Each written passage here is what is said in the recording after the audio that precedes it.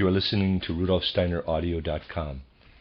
If you are listening to the podcast of this, it is located at rudolfsteiner.podbean.com. Please consider becoming a patron. As well, there are two publishing houses, steinerbooks.org in America and rudolfsteinerpress.com in England, who are the sole publishers of Steiner into English and have given me permission to do these recordings. Please consider patronizing them as well. This is a reading of Collected Works, Volume 4, by Rudolf Steiner, entitled The Philosophy of Freedom. It is the revised Michael Wilson translation, done on the 150th anniversary of Rudolf Steiner's birth. I'm in the last section of the book. This is entitled Ultimate Questions. It probably is somewhat of an afterword, but I'm going to number this next section, which is entitled The Consequences of Monism. I'm going to number that chapter 15, even though it is not numbered so in the book, just for the sake of the files here. So again, let's call it chapter 15, The Consequences of Monism. The uniform explanation of the world, that is, the monism we have described, derives the principles that it needs for the explanation of the world from human experience. In the same way, it looks for the sources of action within the world of observation, that is, in that part of human nature which is accessible to our self-knowledge, more particularly in moral imagination. Monism refuses to infer in an abstract way that the ultimate causes of the world that are presented to our perceiving and thinking are to be found in a region outside this world. For monism, the unity that thoughtful observation, which we can experience, brings to the manifold multiplicity of percepts is the same unity that man's need for knowledge demands, and through which it seeks entry into the physical and spiritual regions of the world. Whoever seeks another unity behind this one only proves that he does not recognize the identity of what is discovered by thinking and what is demanded by the urge for knowledge. The single human individual is not actually cut off from the universe. He is a part of it, and between this part and the totality of the cosmos, there exists a real connection which is broken only for our perception. At first, we take this part of the universe as something existing on its own, because we do not see the belts and ropes by which the fundamental forces of the cosmos keep the wheel of our life revolving. Whoever remains at this standpoint sees a part of the whole as if it were actually an independently existing thing, a monad, which receives information about the rest of the world in some way from without. Monism, as here described, shows that we can believe in this independence only so long as the things we perceive are not woven by our thinking into the network of the conceptual world. As soon as this happens, all separate existence turns out to be mere illusion due to perceiving. Man can find his full and complete existence in the totality of the universe only through the experience of intuitive thinking. Thinking destroys the illusion due to perceiving and integrates our individual existence into the life of the cosmos.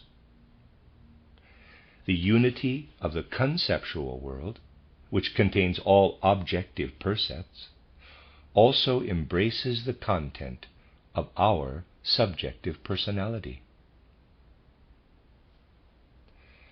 Thinking gives us reality in its true form, as a self-contained unity, whereas the multiplicity of percepts is but a semblance due to the way we are organized.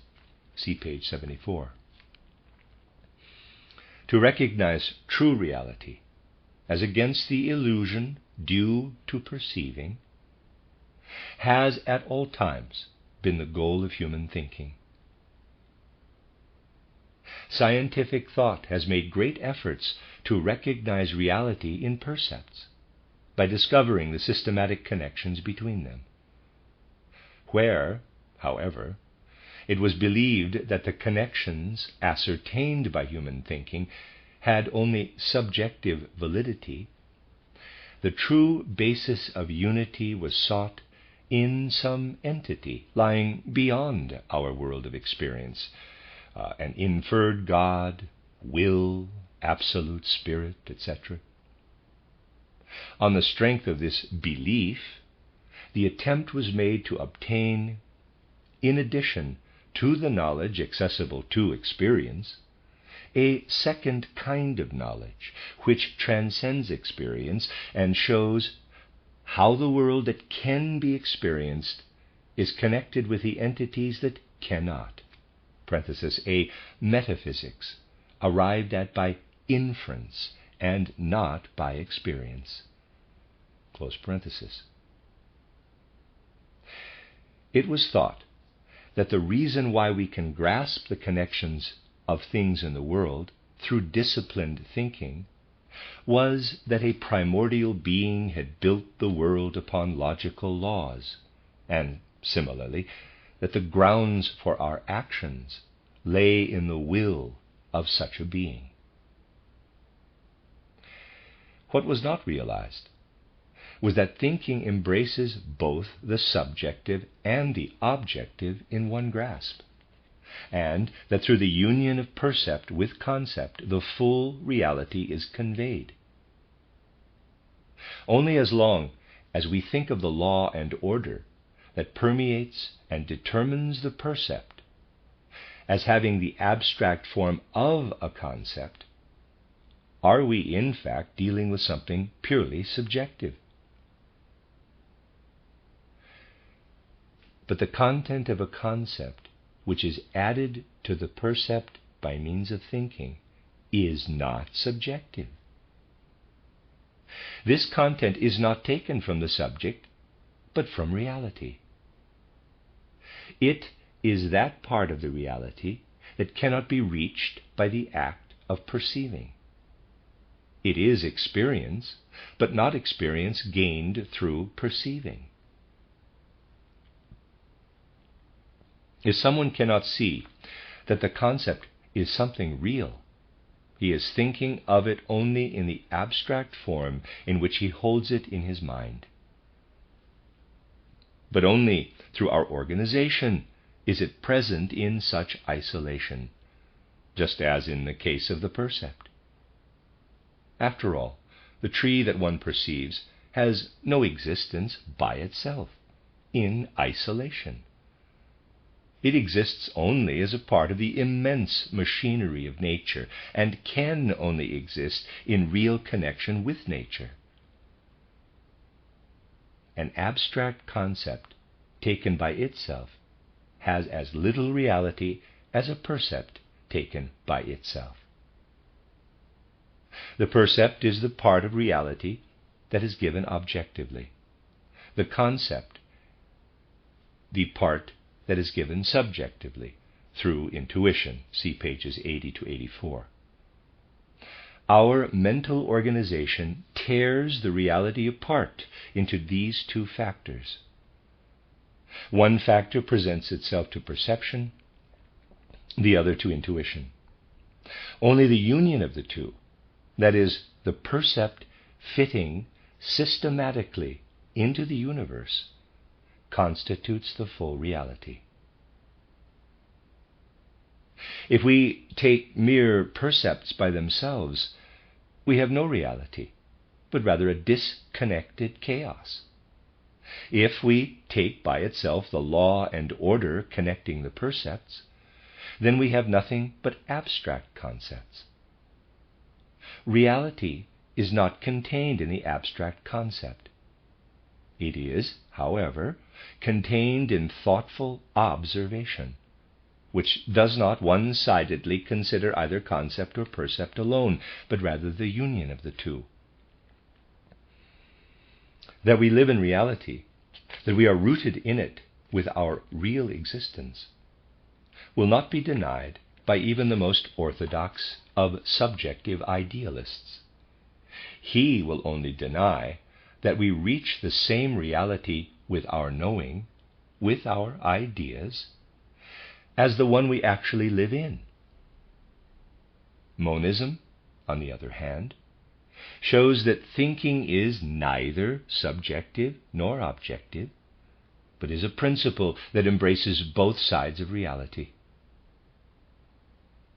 When we observe with our thinking, we carry out a process which itself belongs to the order of real events.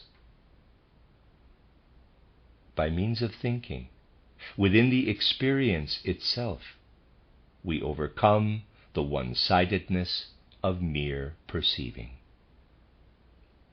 We cannot argue out the essence of reality by means of abstract conceptual hypotheses through pure conceptual reflection.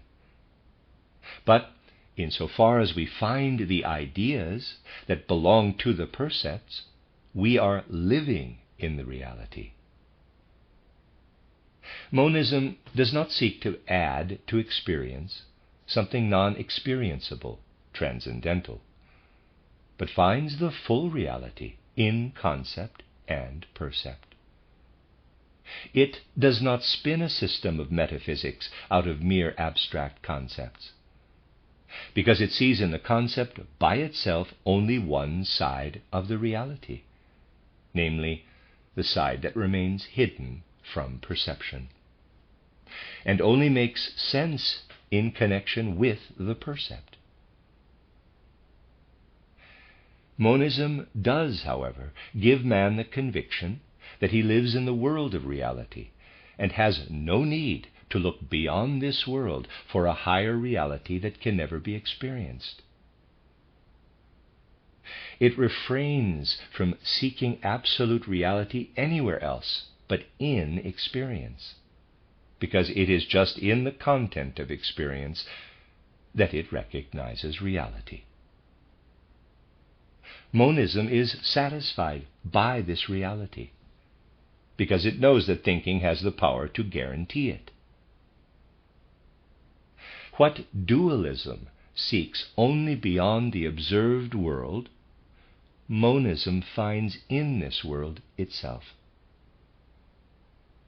Monism shows that with our act of knowing, we grasp reality in its true form, and not as a subjective image that inserts itself between man and reality. For monism, the conceptual content of the world is the same for all human individuals. See pages 74-75. According to monistic principles, one human individual regards another as akin to himself, because the same world content expresses itself in him. In the unitary world of concepts, there are not as many concepts of the lion as there are individuals who think of a lion, but only one. And the concept that A fits to his percept of the lion is the same that B fits to his, only apprehended by a different perceiving subject. See pages 75-76. Thinking leads all perceiving subjects to the same ideal unity in all multiplicity. The unitary world of ideas expresses itself in them as in a multiplicity of individuals. As long as a person apprehends himself merely by means of self-perception, he sees himself as this particular individual. As soon as he looks at the world of ideas that lights up within him, embracing all that is separate, he sees within himself the absolute reality living and shining forth. Dualism defines the divine primordial being as that which pervades and lives in all men. Monism finds this divine life, common to all, in reality itself. The ideas of another human being are, in substance, mine also, and I regard them as different only as long as I perceive, but no longer when I think. Every person embraces in his thinking only a part of the total world of ideas. And to that extent individuals differ, even in the actual content of their thinking. But all these contents are within a self-contained whole, which embraces the thought contents of all people. Hence, every person in his thinking lays hold of the universal primordial being which pervades all. To live in reality, filled with the content of thought, is at the same time to live in God. A world beyond that is merely inferred and cannot be experienced. Let me read that again. A world beyond that is merely inferred and cannot be experienced arises from a misconception on the part of those who believe that this world cannot have the foundation of its existence within itself. They do not realize that through thinking they find just what they require for the explanation of the percept. This is the reason why no speculation has ever brought to light any content that was not borrowed from the reality given to us. The God that is assumed through abstract inference is nothing but a human being transplanted into the beyond. Schopenhauer's will is human willpower made absolute. Hartmann's unconscious, a primordial being made up of idea and will, is but a compound of two abstractions drawn from experience. Exactly the same is true of all other transcendental principles based on thought that has not been experienced. The truth is that the human spirit never transcends the reality in which we live, nor has it any need to do so, seeing that this world contains everything the human spirit requires in order to explain it. If philosophers eventually declare themselves satisfied with the deduction of the world from principles they borrow from experience and transplant into a hypothetical beyond, then it should be just as possible to be satisfied when the same content is allowed to remain in this world, where, for our thinking, as experienced, it does belong.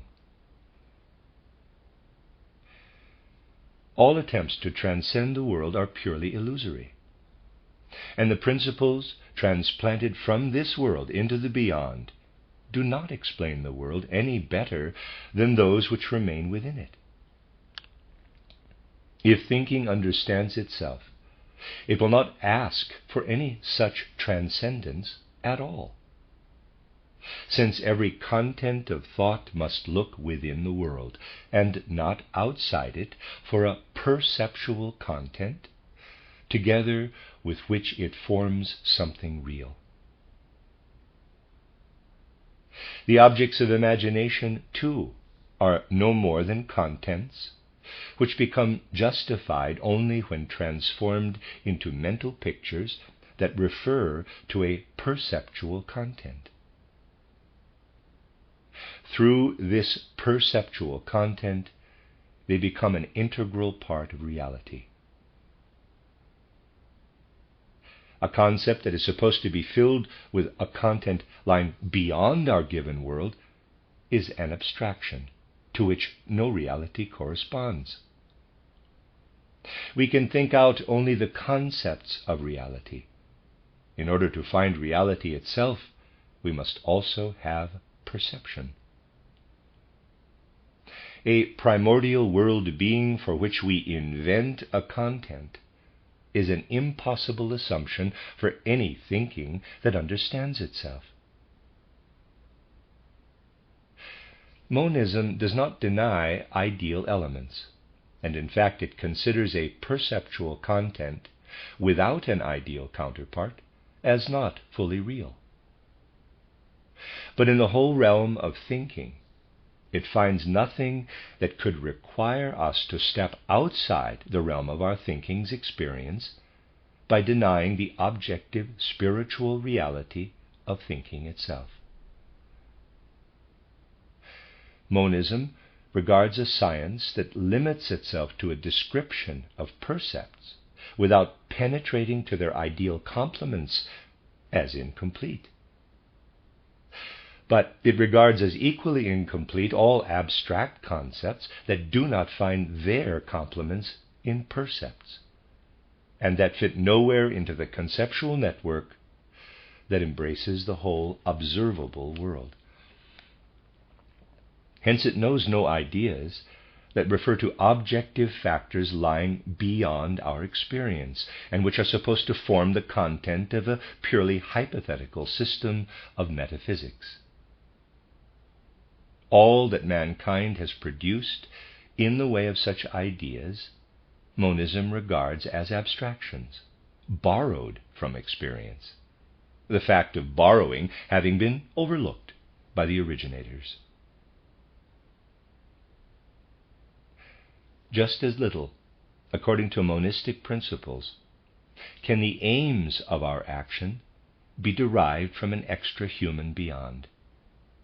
Insofar as we think them, they must stem from human intuition. The human being does not take the purposes of an objective, transcendental, primordial being and make them his own, but he pursues his own individual purposes given him by his moral imagination.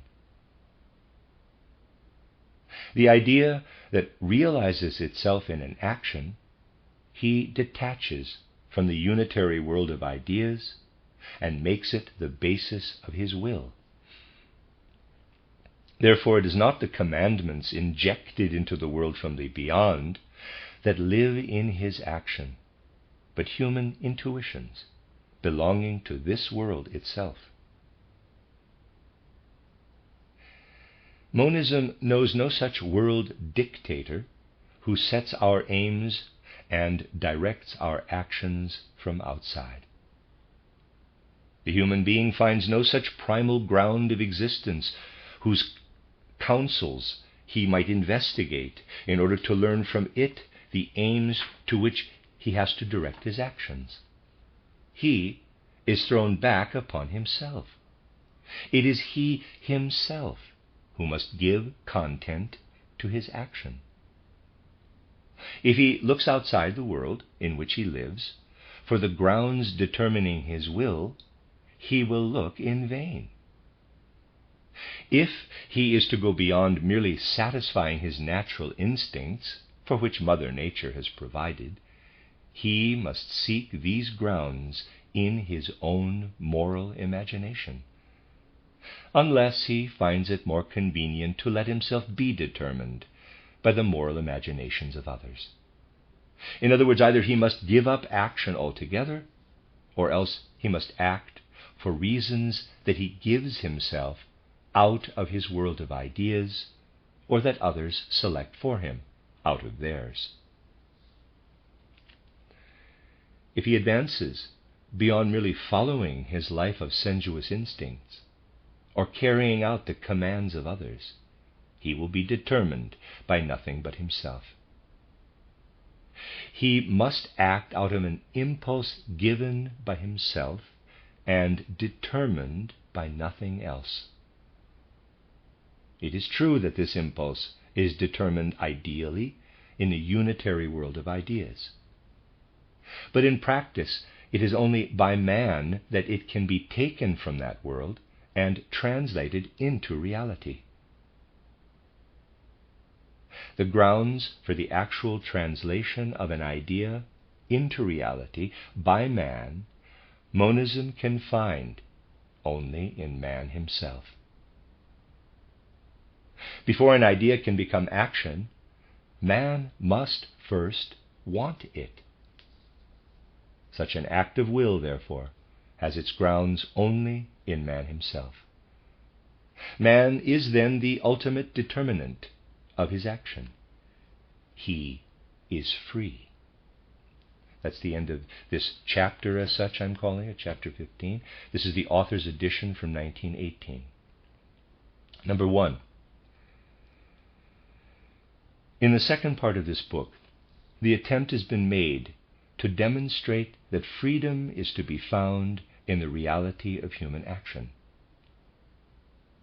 For this purpose, it was necessary to single out, from the whole sphere of human conduct, those actions in which, on the basis of unprejudiced self-observation, one can speak of freedom. These are actions that represent the realization of ideal intuitions. No other actions will be called free by an unprejudiced observer. Yet, just by observing himself in an unprejudiced way, man will have to see that it is in his nature to progress along the road toward ethical intuitions and their realization. But this unprejudiced observation of the ethical nature of man cannot by itself arrive at a final conclusion about freedom. For were intuitive thinking to originate in anything other than itself, were its essence not self-sustaining, then the consciousness of freedom that flows from morality would prove to be a mere illusion. But the second part of this book finds its natural support in the first part. This presents intuitive thinking as man's inwardly experienced spiritual activity.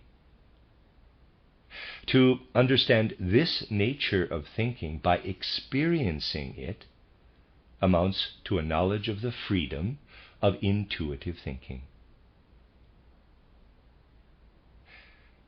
And once we know that this thinking is free, we can also see to what region of the will freedom may be ascribed.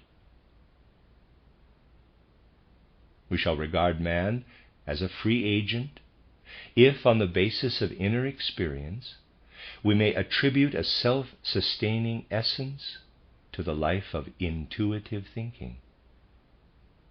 Whoever cannot do this will never be able to discover a path to the acceptance of freedom that cannot be challenged in any way. This experience, to which we have attached such importance, discovers intuitive thinking within consciousness, although the reality of this thinking is not confined to consciousness. And with this, it discovers freedom as the distinguishing feature of all actions proceeding from the intuitions of consciousness. Number 2.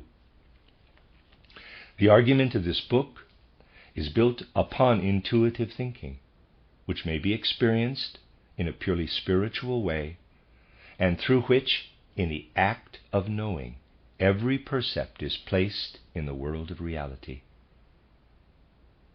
This book aims at presenting no more than can be surveyed through the experience of intuitive thinking. But we must also emphasize what kind of thought formation this experience of thinking demands. It demands that we shall not deny that intuitive thinking is a self-sustaining experience within the process of knowledge. It demands that we acknowledge that this thinking, in conjunction with the percept, is able to experience reality instead of having to seek it in an inferred world lying beyond experience, compared to which the activity of human thinking would be something purely subjective.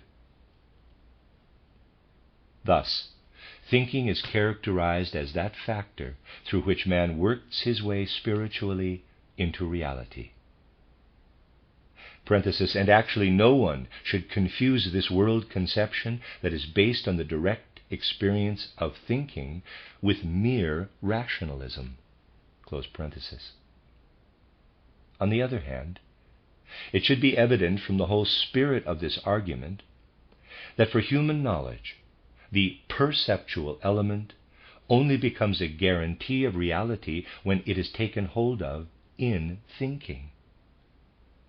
Outside thinking, there is nothing to characterize reality for what it is. Hence, we must not imagine that the kind of reality guaranteed by sense perception is the only one. Whatever comes to us by way of percept is something that on our journey through life we simply have to await. The only question is, would it be right to expect, from the point of view that this purely intuitively experienced thinking gives us, that man could perceive spiritual things as well as those perceived with the senses? It would be right to expect this. For although, on the one hand, intuitively experienced thinking is an active process taking place in the human spirit, on the other hand, it is also a spiritual percept, grasped without a physical sense organ. It is a percept in which the perceiver is himself active, and a self-activity which is at the same time perceived. In intuitively experienced thinking, man is carried into a spiritual world as perceiver, also as perceiver. Within this spiritual world, whatever confronts him as percept, in the same way that the spiritual world of his own thinking does, will be recognized by him as a world of spiritual perception. This world of spiritual perception could be seen as having the same relationship to thinking that the world of sense perception has on the side of the senses. Once experienced, the world of spiritual perception cannot appear to man as something foreign to him, because in his intuitive thinking he already has an experience that is purely spiritual in character. Such a world of spiritual perception is discussed in a number of writings which I have published since this book first appeared.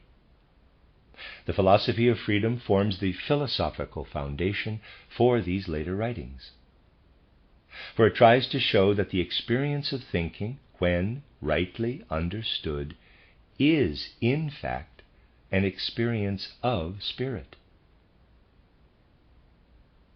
Therefore, it appears to the author that no one who can, in all seriousness, adopt the point of view of the philosophy of freedom will stop short before entering the world of spiritual perception.